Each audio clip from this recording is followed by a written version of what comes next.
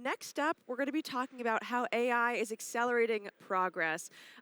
We'll have Jens Kreisel, the Rector of the University of Luxembourg, up here next. He's recently called Luxembourg the European headquarters of AI, so I can't think of anyone better to talk about how AI is accelerating progress across disciplines. So with that, would love to welcome Jens to the stage. Let's give him a round of applause.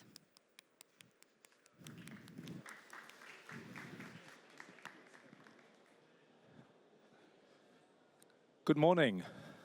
It is my pleasure to welcome you.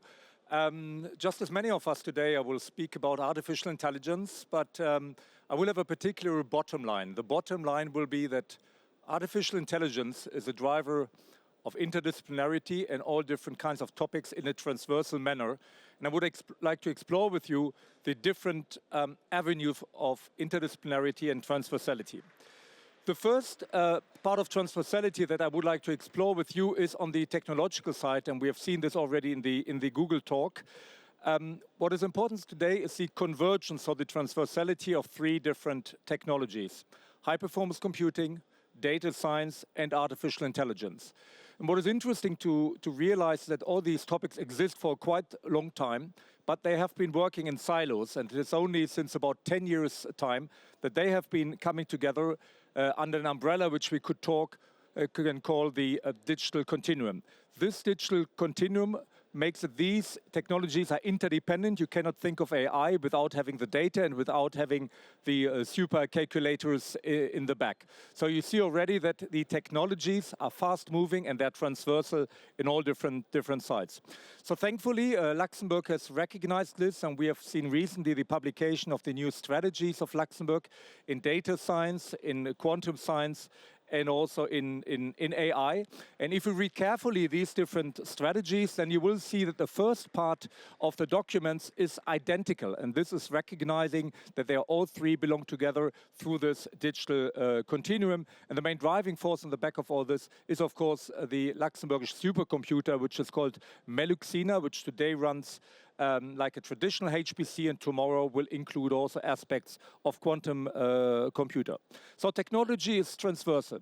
Now I would like to go into a totally different topic, and that these are the Nobel Prizes of last year in physics and in chemistry, and I would like to present to you two Nobel Prize awardees.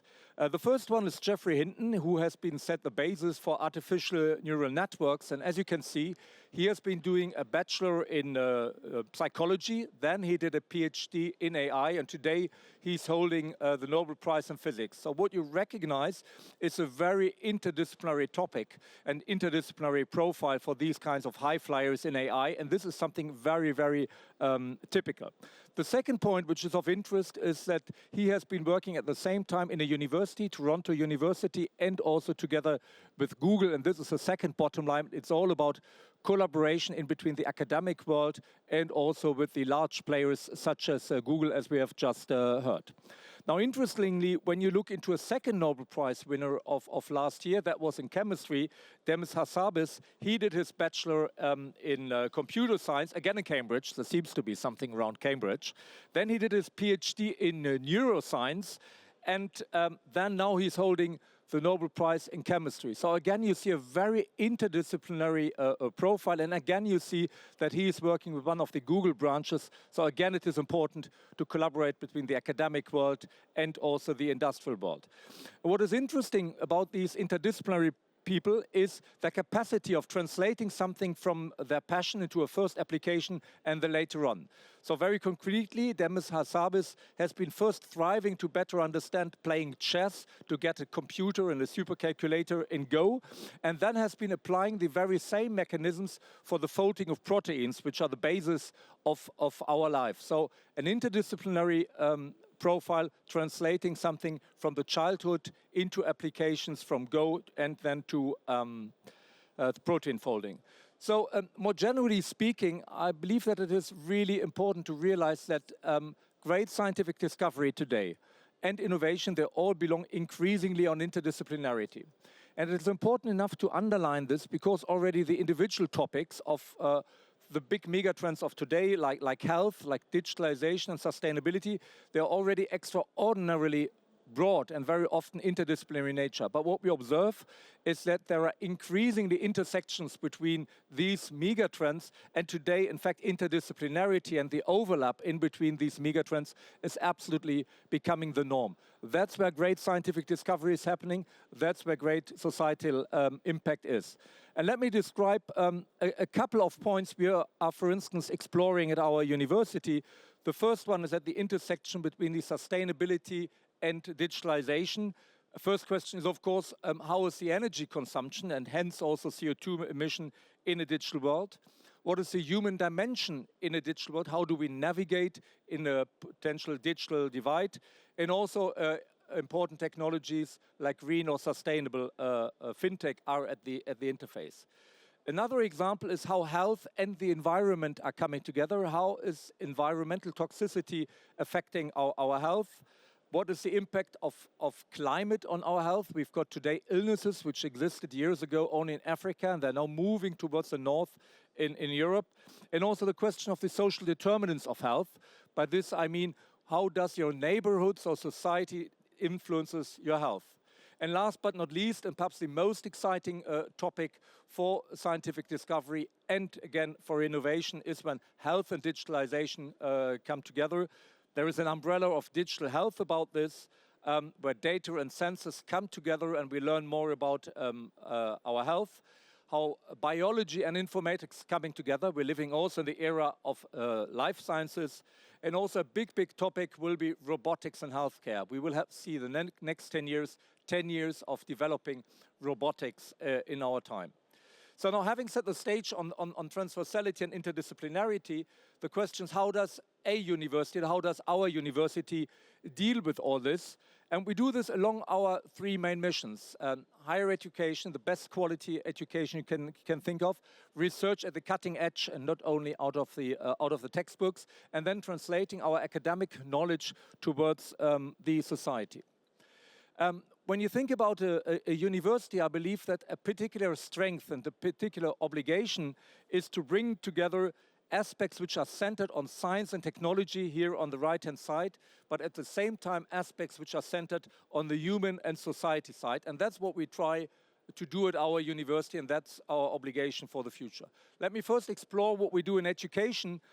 Here it is important that we keep up to date in high-tech curricula. So we've got, for instance, not only curricula in computer science, but we've got specific masters in data science, in cybersecurity, and also high-performance computing, and very soon, certainly also in quantum technology.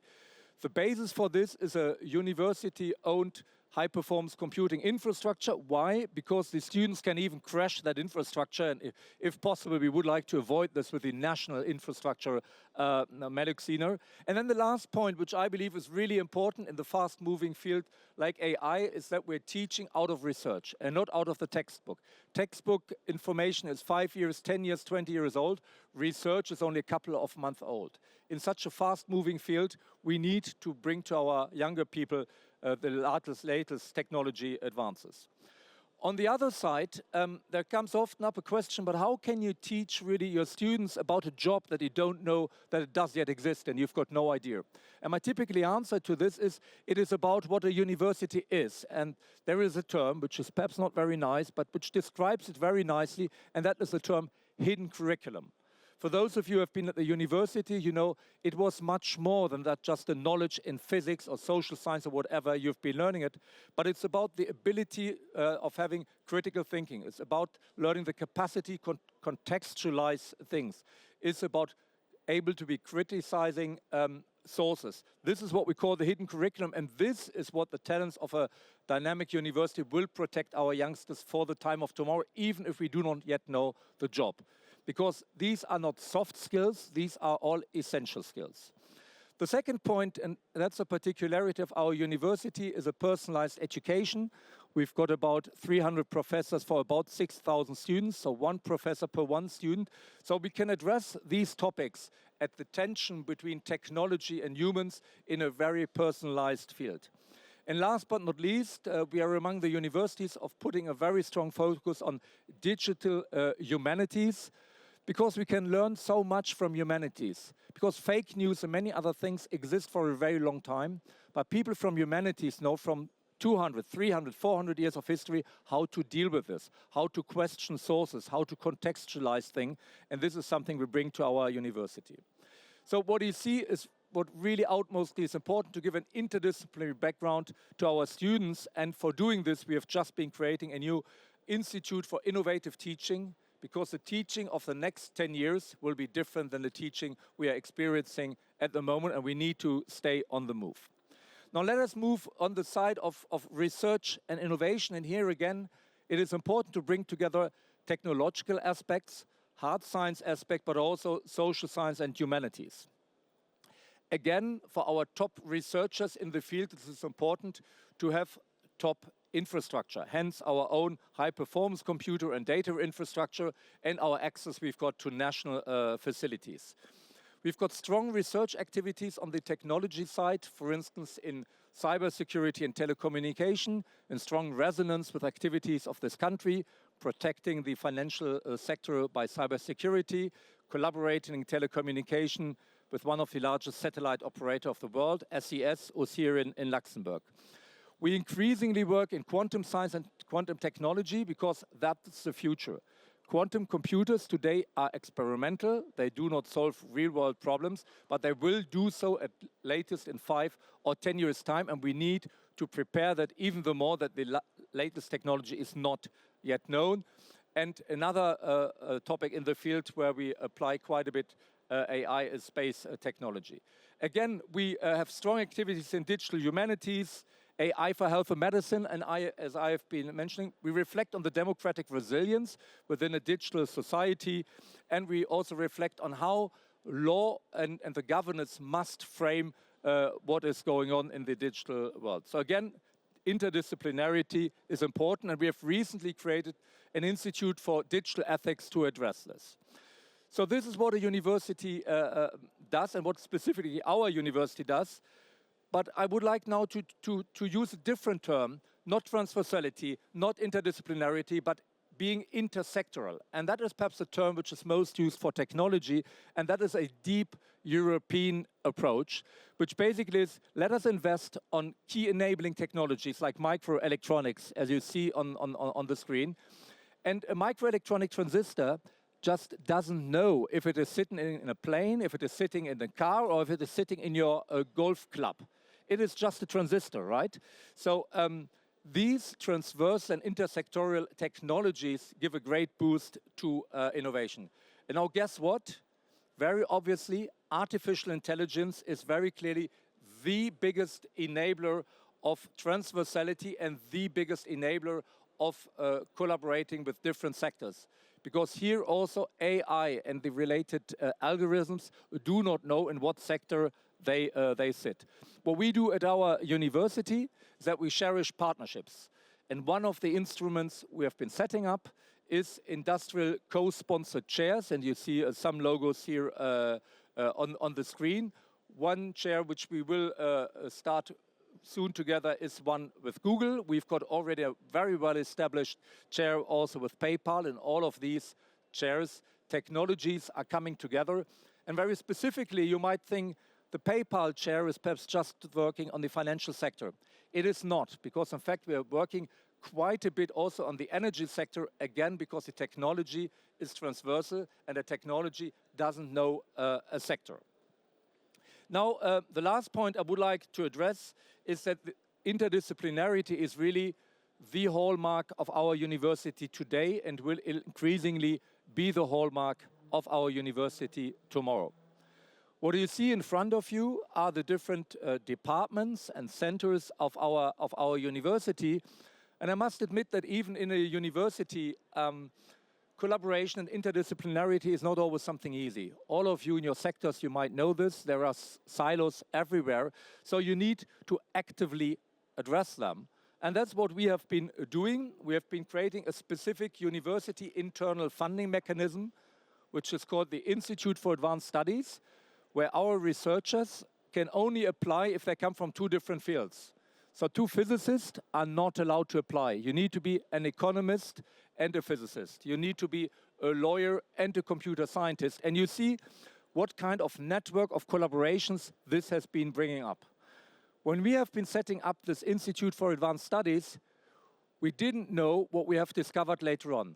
That in fact 80% of all the interdisciplinary projects of the university are driven by data, by high performance computing, and also by artificial intelligence. The digital continuum is a driver of interdisciplinarity. It is a trigger for transversality. It can go across sectors, and it is the hallmark of our universities. And if you're interested in collaborating with our university, that will be a topic coming up all the time. Thank you very much. I wish you an excellent Nexus day and 2 excellent Nexus days. Thank you very much indeed.